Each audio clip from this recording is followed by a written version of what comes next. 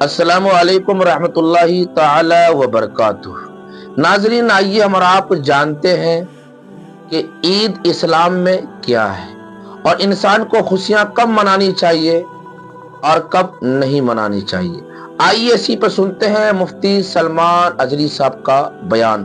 Video کو پورا دیکھیں اور عید آنے سے پہلے ہر مسلمان تک یہ ویڈیو ضرور شیئر کر دیں۔ آئیے ہم اور آپ سنتے ہیں مفتی سلمان اجری صاحب کا بیان۔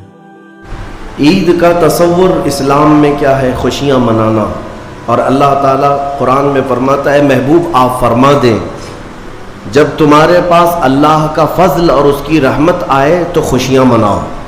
بے شک اللہ کا فضل اور اس کی رحمت آئے تو خوشیاں مناؤ۔ قل بفضل اللہ وبرحمتہ فبذلک فلیفرحوا۔ اب جب اللہ کا فضل ہوگا اور جب اس کی رحمت ہوگی ہم خوشیاں منائیں گے۔ اور خوش ہونے کا انداز اور طریقہ کیا ہونا چاہیے؟ وہ سنت نبوی سے ہمیں حاصل کرنا چاہیے۔ خوشیاں منانے کا مطلب یہ نہیں ہے کہ ہم دنیا جیسے خوشیاں مناتی ہے اسی انداز میں منانے لگ جائیں۔ اسلام ہر چیز میں خط امتیاز رکھتا ہے۔ تمہاری عبادتوں کا طریقہ الگ ہے، تمہارے رب کو پکارنے کا طریقہ الگ ہے، رب تعالیٰ کے حضور سر بسجود ہونے کا طریقہ الگ ہے۔ رب تبارک و تعالیٰ نے تمہیں ممتاز پیدا کیا ہے، ظاہر سی بات ہے تمہاری خوشیاں بھی ممتاز ہونی چاہیے۔ پوری کائنات میں لوگ اگر خوشیوں میں ڈوب کر شراب نوشی کرتے ہیں تو یہ خوشیاں نہیں ہیں۔ اگر آج کی رات یا آج کا دن لوگ یہ سمجھتے ہیں کہ خوشیوں کا مطلب ہے کہ خوب انٹرٹینمنٹ کیا جائے، نفس جو چاہتا ہے وہ سب کر لیا جائے، تو اسلام اسے خوشیاں نہیں کہتا۔ میرے عزیزو، میں یقین کے ساتھ کہتا ہوں کہ اسلام میں جو بھی عید آئی ہے، جو بھی عید ہے، آپ اس کا تجزیہ کر کے دیکھیں۔ آپ کو کھلے میدانوں میں سڑکوں پر چھوڑ نہیں دیا جاتا کہ دن بھر جو کرنا ہے کرو، نہیں، بلکہ خوشیاں منانے کا طریقہ یہ بتایا گیا ہے کہ سب سے پہلے اٹھنے کے بعد وضو، غسل، عطر، خوشبو کے ساتھ پہلے بارگاہ رب العزت میں آؤ اور سجدہ کرو۔ یہ خوشیاں منانے کا سب سے پہلا طریقہ یہ ہے کہ مسلمان جب سب سے زیادہ خوش ہوتا ہے تو سجدہ کرتا ہے۔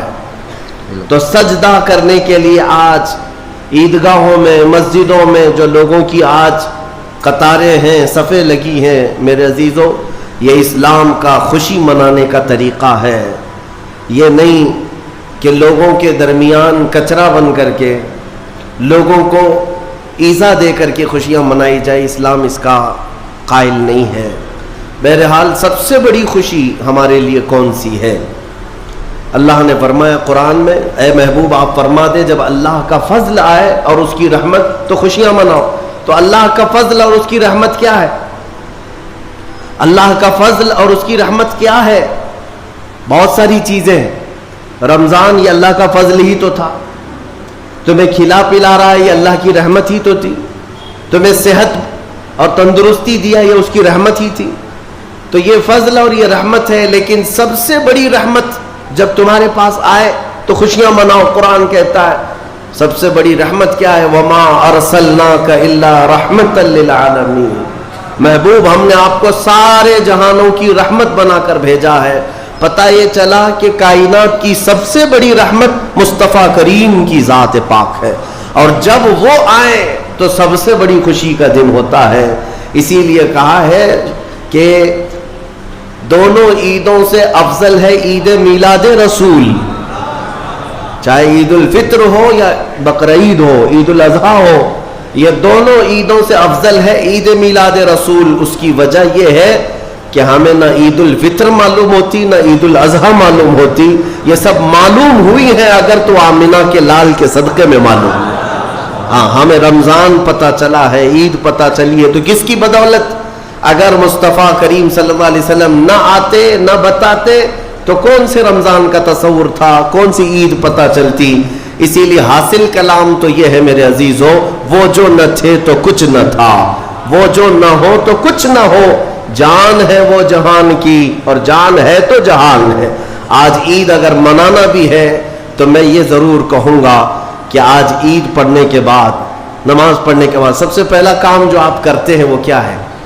سب سے پہلا کام آپ یہ کرتے ہیں اپنے ماں باپ، اپنے رشتہ داروں سے ملاقات، اور گھر جلدی بھاگ کر کے جاتے ہیں کہ اپنے بڑوں سے ملاقات کرنا ہے۔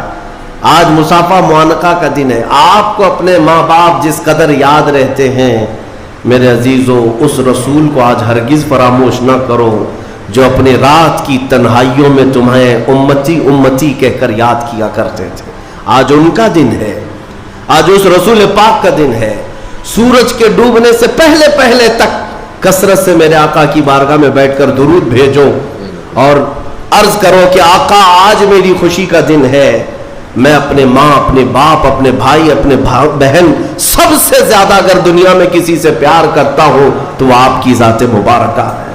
رسول پاک صلی اللہ تعالیٰ علیہ وسلم کو یاد کرنا آج کی عید کے دن کا ایک بہت ہی بڑا حصہ ہے مومنوں۔ باقی میں دوسروں کے بارے میں نہیں کہہ سکتا جن لوگوں نے آج کی عید کو جوا کا اڈا بنا لیا ہو، شراب پینے کا ذریعہ بنا لیا ہو، سینما تھیٹر پہ جا کر کے عیش کرنے کا ذریعہ سمجھاؤ، میں سمجھتا ہوں کہ ان کے اندر روح اسلام نہیں آئی۔ اگر اسلام کی روح ہوتی، اگر ایمان ان کے قلب میں بشاشت پیدا کر چکا ہوتا تو ہرگز وہ ایسی جگہ قدم بھی نہیں رکھتے۔ اے میرے عزیزوں، آج مصطفیٰ کریم صلی اللہ علیہ وسلم کے سچے غلام بن کر کے دکھانے کا بھی دن ہے۔ آج دنیا تمہیں دیکھ رہی ہے، آج پوری دنیا دیکھ بھی رہی ہے اور ڈر بھی رہی ہے کہ یہ باہر نکلے ہیں آج کیا ہونے والا ہے۔ میرے عزیزو، تمہارے پاس سب سے بہترین میسج دینے کا وقت یہ ہے کہ رسول کریم صلی اللہ تعالیٰ علیہ وسلم کے غلام ان کی سنتوں میں ملبوس اپنے گھروں سے آج نکلے ہیں اور پوری دنیا میں حضور کی سنتیں عام کر کے رہیں گے اور حضور پاک صلی اللہ علیہ وسلم کے اخلاق کو پھیلا کر رہیں گے۔ آج تمہارے ذریعے سے حضور اکرم صلی اللہ علیہ وسلم کے اخلاق عام ہونی چاہیے۔